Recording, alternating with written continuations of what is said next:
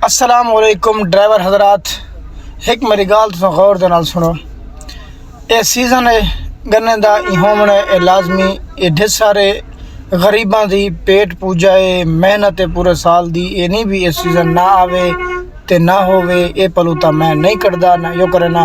सिर्फ ड्राइवर हजरात को इल्तजा है, मेरी हथ बन के रिक्वेस्ट है कि मेरे सुने जेरा तुसा घरों टक दे विचों कढ़ के रेड़ा ट्राली फरशा भी असा रोड दे उत्ते वन के खड़ा आऊँ तो वाला सवेरे ही को पा के ते मिल दे उत्ते सट आसूँ तुहाडी हिक साइड दे उत्ते रखदे हुए इन सोच को अगर तुसा ऊ चीज़ को थे टक दे विच खड़े दे वे तुसा जरा इतना 2 किलोमीटर वांडा रोड ते खड़ा आंदे वे ओ तो डीजल बच जाए। दूजा ऊ जवान दी जान बचदी है जेड़ा अपनी दिल च भेणी दी शादी करन दी आस च प्यू माँ की बीमारी का इलाज करने की आस टुरिया वदा होंदे सफ़र को नहीं नज़रदा दी रात ना नज़रदा को कुहीड़ नहीं नज़रदा को पाला जेने सिर ते जिम्मेवारी होंदी है। वो ट्राली खड़ी हुई कहीं शोदे का नहीं पता वो विच सीधा गम वन लगा वो मौत दे घाट अगे पिछू परेशानियां वाला मुद्दा इलह मेन जेड़ा इतना के उन्होंने उत्ते सिर दे उत्तों बाहर चई पाए वो लगा वजे दस उन्होंने दिन तक क्या गुजरसी। मैं आदा तुसा उथा ही टक दे विच खड़न दी करो।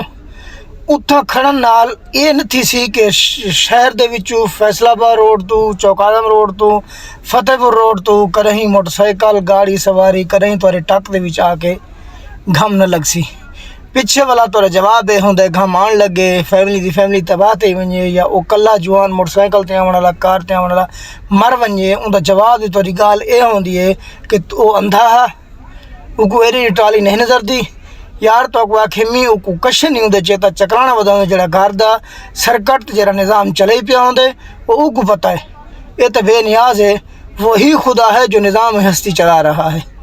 इंसान तक कोई शय भी नहीं। इंसान को एक 4 बंदे दा पेट पालन वास्ते होश नहीं होता। सर्दी गर्मी उनके सिर ते वो को नहीं होश होता। यकीन करो वो नहीं देता वो ट्राली नहीं नजरदी। तुसा आदे तुआरे आखों सच है अगर इजा मेहरबानी करो रोड दे उत्ते कट के अगर तुसा आदे वे सारी मजबूरी है टायर फटा गए टायर ब्लास्ट थी गए उनकी मजबूरी है टायर जरा फटना है वो फट गए तुहाडे अगर उन वाले 2000 लगसन तो परला 2100 गिनसी या 2200 गिनसी तो हाकू वो 8000 गिनसी या 10000 गिनसी वो तो अकन 500 एक वध गिनसी तो रिम में सीधा काटे सी।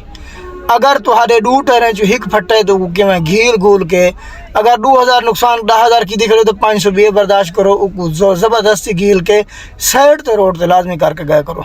एक तो मेरी इल्तजा है।